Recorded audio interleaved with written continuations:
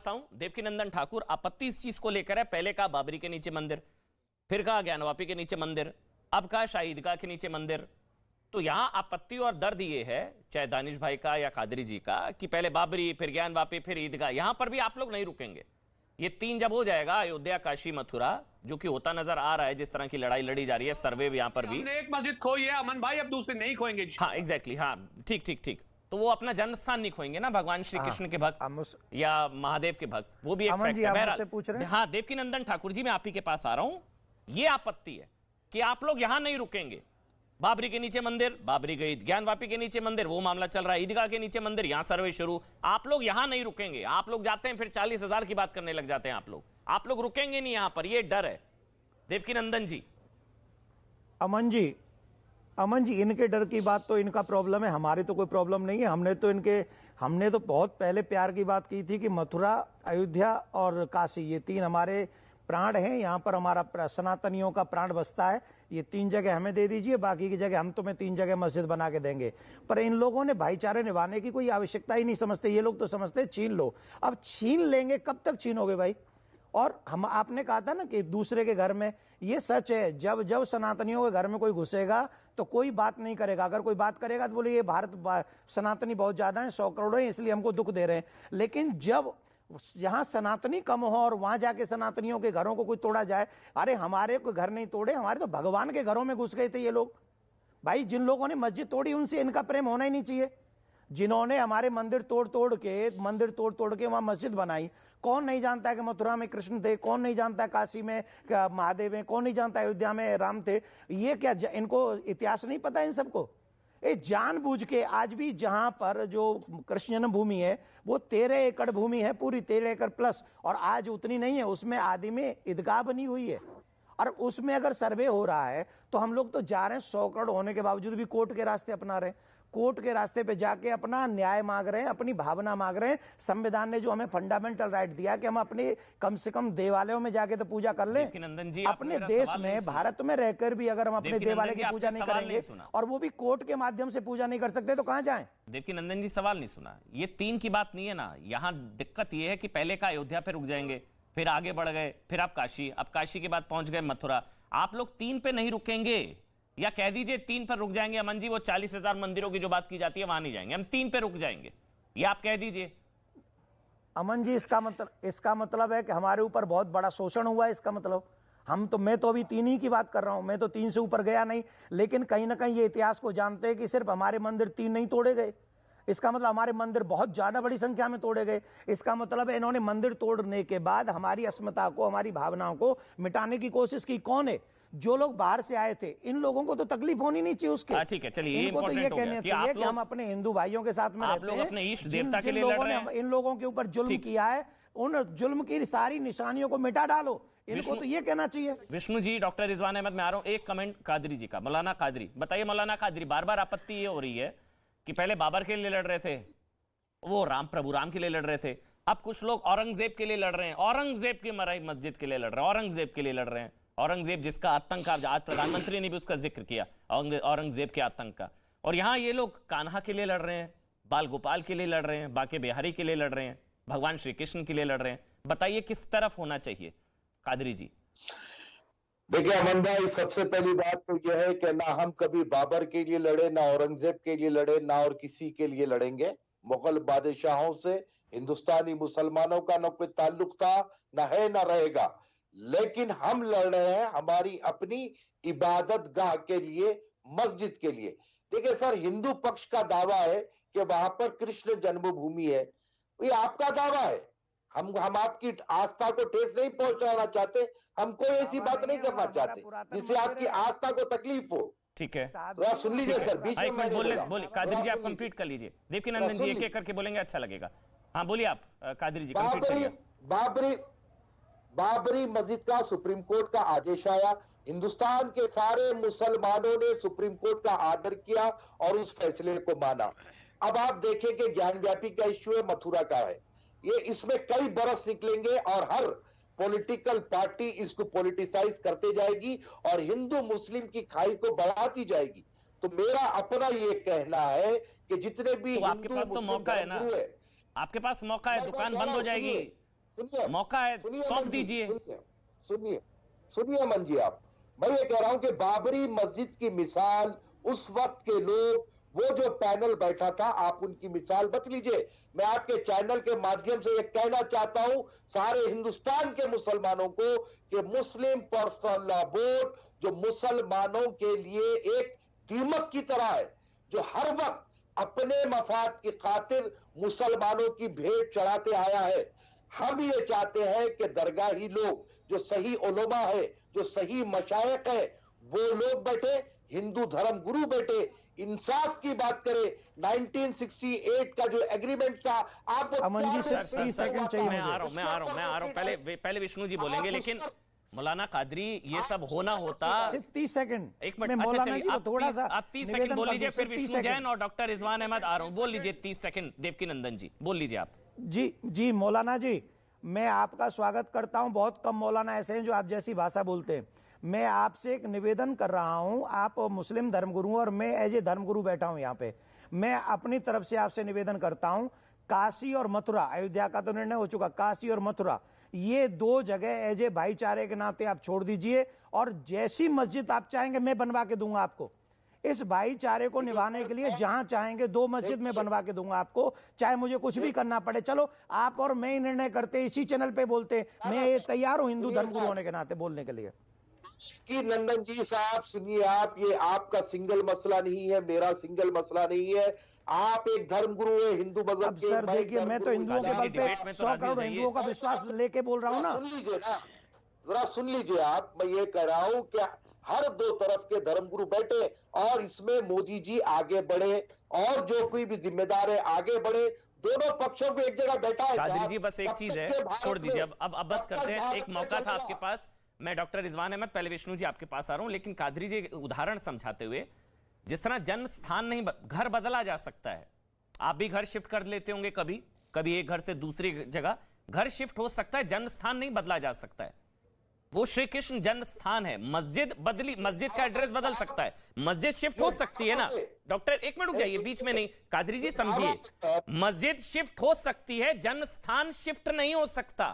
आप जहां पैदा हुए हैं वहीं पैदा हुए होंगे, लेकिन आपका घर शिफ्ट हो सकता है, मस्जिद शिफ्ट हो सकती है। मैं एक मिनट, पहले विष्णु जी, फिर डॉक्टर रिजवान, फिर मैं दानिश कुरैशी आपके पास भी आ रहा हूं। पहले विष्णु जी एक मिनट आप बोल लीजिए। एक मिनट आ रहा हूं, एक मिनट कादरी जी आ रहा हूं। विष्णु जैन। देखिए अमन जी, आपने बहुत महत्वपूर्ण बात कही, और सुप्रीम कोर्ट ने इस्माइल फारूकी के केस में यही बात होल्ड की थी कि मस्जिद इस्लाम का एसेंशियल और इंटीग्रल पार्ट नहीं होता है। और इस फाइंडिंग को सुप्रीम कोर्ट के राजीव धवन साहब ने राम मंदिर की हियरिंग से पहले 6 महीने तक ऑनरेबल जस्टिस दीपक मिश्रा की बेंच में बहस की थी, और कहा था कि उसको लार्जर बेंच में भेजा जाना चाहिए, जिसको सुप्रीम कोर्ट ने रिजेक्ट कर दिया। तो आज की डेट में लॉ ऑफ द लैंड ये है कि सुप्रीम कोर्ट का जजमेंट है कि मस्जिद इस्लाम का एसेंशियल पार्ट नहीं। Point number 1। मैं दूसरी बात ये रखना चाहता हूं, बहुत महत्वपूर्ण, कि क्या कभी कोई मुस्लिम स्कॉलर या धर्मगुरु या कोई भी आदमी ये कह सकता है कि आप मंदिर तोड़ के मस्जिद बना सकते हैं? और अगर इस्लाम इसकी इजाजत नहीं देता है मंदिर तोड़ के मस्जिद बनाने की, ना हिंदू धर्म इसकी इजाजत देता है कि दूसरे के धर्मस्थल को तोड़ के आप उसको अपने धर्मस्थल में कन्वर्ट कर दें, तो कम से कम ये एक्सरसाइज करना, ये बात करना कि आपने हमारा धर्मस्थल तोड़ा, ये कहां से प्लेसेस ऑफ वर्शिप एक्ट का उल्लंघन करता है? मैं तो अमन जी आपके चैनल के माध्यम से सारे लोगों को रिक्वेस्ट करूंगा हाथ जोड़ के कि कृपया इतिहास को समझें। मजलिस आलमगिरी जो जडूनाथ सरकार ने ट्रांसलेट किए पर्शियन से इंग्लिश में, उसके पेज नंबर 95 में मथुरा का इतिहास लिखा है, जहां पे बात है कि औरंगजेब ने मथुरा की देहुरा केशव राय को तोड़ने का आदेश दिया, और वहां पे जितनी बड़ी और छोटी मूर्तियां थी वो आगरा की मस्जिद की सीढ़ियों के नीचे दबा दी गई कि जब वो नमाज पढ़ने जाए वो उसको कुचलते हुए जाए। अभी यहाँ पे मैं अपने भाई को देख रहा था जो बोल रहे थे मौलाना साहब कि हम अपने आप को उन मुगल साम्राट से जोड़ के नहीं देखते हैं। तो भैया मैं पूछना चाहता हूं, आपका केस क्या है? ये मस्जिद किसने बनाई थी? औरंगजेब ने बनाई थी कि उसके बाद बनी थी? अगर औरंगजेब ने नहीं बनाई थी तो आपका केस ही खत्म हो जाता है। आपका तो केस ही यही है कि इस मस्जिद को औरंगजेब ने बनाया था और तब से चली आ रही है। तो आप यहाँ पे तो ये कह रहे हैं कि भाई हम अपने आप को मुगल उनसे आक्रांताओं से जोड़ के नहीं देखते हैं, पर सारा क्लेम तो उसी के बेसिस पे किया जा रहा है, पहली बात। दूसरी बात मैं ये कहना चाहता हूं अमन जी, सबसे इंपॉर्टेंट ये है, अगर कोई वक्फ लॉ भी पढ़ेगा तो वक्फ लॉ भी इसकी इजाजत नहीं देता है कि आप किसी भी मंदिर को तोड़ के उसको मस्जिद में कन्वर्ट कर सकते हैं, ना इस्लाम उसकी इजाजत देता है। और सबसे महत्वपूर्ण बात मैं ये कहना चाहता हूं अमन भाई, इस बात को समझने की कोशिश करिए कि हम श्री कृष्ण जन्मभूमि की लड़ाई क्यों लड़ रहे हैं। क्यों हमें क्या क्या ऐसी बात है कि श्री कृष्ण जन्मभूमि हमारे लिए इतनी इंपॉर्टेंट है? क्योंकि उसकी जो एक स्पेशल इंपॉर्टेंस हमारे वेदों में, हमारे शास्त्रों में, हमारी गर्भ संहिता में दी हुई है स्पेसिफिक रूप से। वो हमारे लिए एक बहुत बड़ा स्थल है जहां से हिंदुओं को मुक्ति का स्थान मिलता है। मैं अभी अपने यहाँ पे भाई को सुन रहा था, कह रहे थे राम मंदिर में ऐसा कुछ नहीं लिखा है। इतनी एब्रप्ट बात की गई आपके चैनल पे अमन जी। प्लीज राम मंदिर का जरा फैसला पढ़िए, एडेंडा पढ़िए राम मंदिर का, जिसमें बात लिखी है कि वहां पे हमारे शास्त्रों का वर्णन लिखा हुआ है कि सरयू में स्नान करके जो राम मंदिर के दर्शन करता है मोक्ष का लाभार्थी होता है। 1510 का सिख इतिहास लिखा हुआ है जहां पे गुरु नानक देव ने वहां पे सरयू में स्नान करके राम मंदिर के दर्शन किए थे। कहते हैं कोई प्रूफ नहीं मिला। 14 कसौटी के खंबे मिले, उसके नीचे जो स्ट्रक्चर मिला गया उसको सुप्रीम कोर्ट ने कहा नॉन इस्लामिक स्ट्रक्चर था। आप कहते हैं कोई प्रूफ नहीं मिला। आप कहते हैं कि वहां पे ऑल्टरनेट लैंड क्यों दे दी? आप कहते हैं ऑल्टरनेट लैंड इसलिए दी, आर्टिकल 142 के तहत दी, आपको कंसोल करने के लिए दी। में टेंपल लाइक स्ट्रक्चर था। तो इस डॉक्टर बात रिजवान को अहमद, समझने की फिर उसके बाद कोशिश दानिश करिए। कुरैशी आप बोलिएगा। एक मिनट, पहले डॉक्टर रिजवान अहमद, उसके बाद दानिश कुरैशी आप बोलिएगा। डॉक्टर रिजवान अहमद, मैं आपसे फिर वही सवाल ले रहा हूँ। प्रॉब्लम यही हो रही है, जो डिबेट है वो निकल के बार बार यह कि पहले बाबरी के नीचे मंदिर, फिर कहा ज्ञानवापी के नीचे मंदिर, अब कह रहे हैं शाहीदगाह के नीचे मंदिर। ये तो 3 हो जाएंगे, यही नहीं रुकेंगे। फिर ये कह रहे हैं आगे भी लड़ाई जारी रहेगी। प्रॉब्लम यही है दानिश भाई को या कादरी जी को, कि पहले कहा था बाबरी अयोध्या पे रुक जाएंगे, नहीं, सुनिए, फिर आगे बढ़ के काशी, फिर मथुरा, फिर आगे। देखिए, बिल्कुल देखिए फिर दानिश गलती कुरैशी कहां हो बोलिएगा। रही है। मुसलमान बड़े आराम से समझा दूं, और आपकी नजर करते हुए दानिश जी को यह बात सवाल पूछ रहा हूं। मुसलमान 2 तरीके से ये लड़ाई लड़े। एक तो मुसलमान ये कहे कि कोई भी मंदिर नहीं तोड़ा गया, करा लो सर्वे, हम तैयार हैं। पहली लड़ाई का यह तरीका है। दूसरा तरीका मुसलमान क्या लड़ सकता है कि देखो भाई, हमारे पूर्वजों ने मंदिर तोड़े, हम मानते हैं, एहतराम करते हैं, माफी भी मांगते हैं, और मंदिर तोड़ के मस्जिद बनाए गए, लेकिन 1991 का एक्ट आ गया है। अब इसके बाद देश का सांप्रदायिक सौहार्द ना बिगाड़ो। अरे तुम मानो तो कि तुमने मंदिर तोड़ के मस्जिद बनाई, और अगर तुम कहते हो मंदिर नहीं तोड़े तो सर्वे को तैयार हो। अरे एक तरफ तो चलो यार, वाजिब है। तुम तो दोनों तरफ चल रहे हो। वाजिब है, वाजिब है। दानिश भाई, ये आप किस तरफ है कि क्या औरंगजेब ने मंदिर तोड़कर मस्जिद बनाई? अगर आप कहते नहीं तो सर्वे से पता लग जाएगा। एक तरफ तो होना होगा, सही बात है। बताइए दानिश भाई। अब मैं जवाब दे दूं। जी। सबसे पहले तो विष्णु भाई की बात का जवाब मैं दे दूं। जैसा कि उन्होंने कहा कि भाई ये तोड़ के वो बनाया गया, तो आप मुझे ये बताओ कि बाबरी मस्जिद को क्या किया गया था? बाबरी मस्जिद नहीं तोड़ी गई थी। आप अगर ये सिखा रहे हैं कि इस्लाम क्या कहता है, तो क्या हिंदुइज्म ये सिखाता था जो हुआ 1992 में? कोई बात करेगा उस पे? सवाल दूसरे नंबर की बात करी। रिजवान भाई ने बहुत अच्छी बात करी, लेकिन रिजवान भाई, मेरे भाई जो हैं बड़े, वो ये भूल जाते हैं कि हमारे देश में लोकतंत्र नाफिज जो हुआ वो सन 47 के बाद हुआ, और उसके बाद कानून बने। उसके पहले अलग अलग राज्य थे, रजवाड़े थे, सब ने अपनी रियासतें बड़ी करने के लिए दोस्तियां भी की, दुश्मनियां भी की। मंदिर टूटे या नहीं टूटे ये बताओ।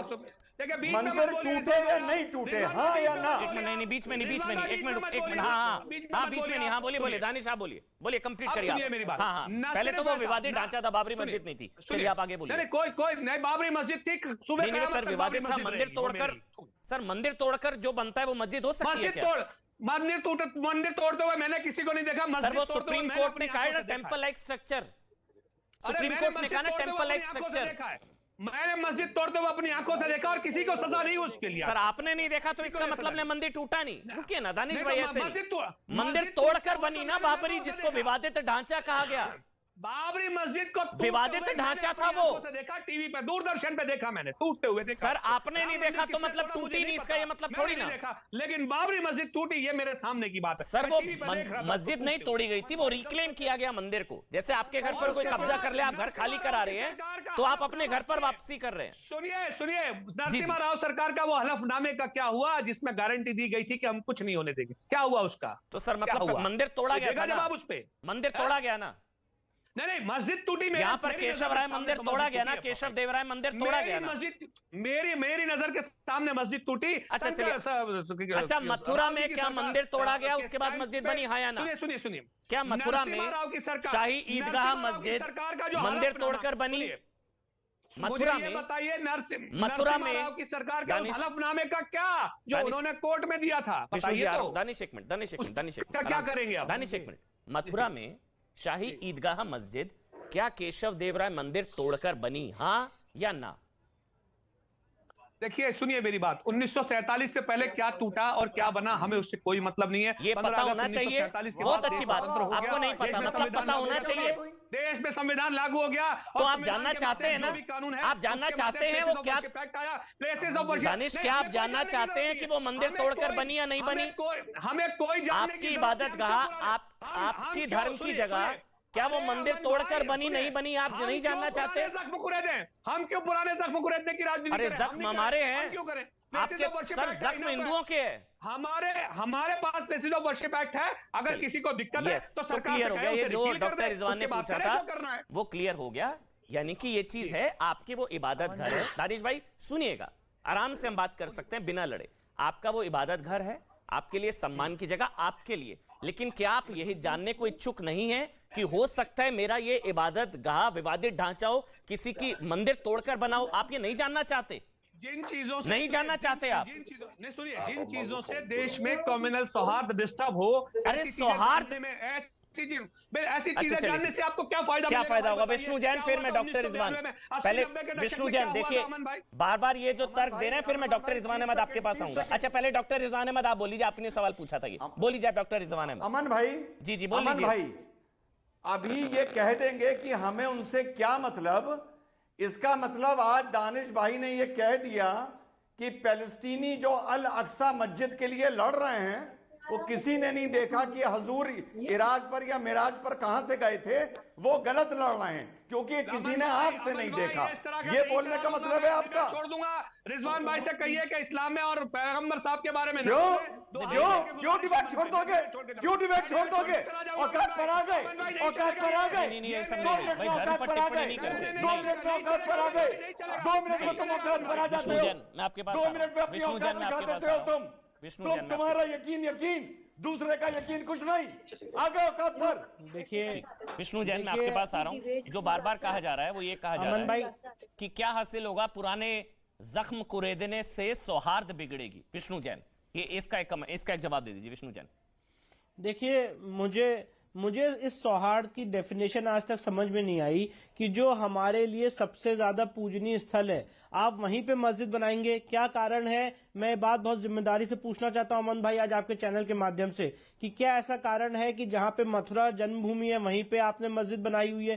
क्या ऐसा कारण है जो काशी हम लोग की हिंदुओं की क्रेडल ऑफ सिविलाइजेशन है, आपने वहीं पे मस्जिद बनाई हुई है? क्या ऐसा कारण है कि भोजशाला जो सरस्वती जी का मंदिर था आप वहीं पे नमाज जाके पढ़ोगे? तो ये कोई सौहार्द नहीं है, ये महाजिद है जो कुव्वतुल इस्लाम मस्जिद यहाँ कुतुब मीनार के कॉम्प्लेक्स में बनी हुई है, ये बताने के लिए कि माइट ऑफ इस्लाम है, ये वो वाली मानसिकता है। और जैसे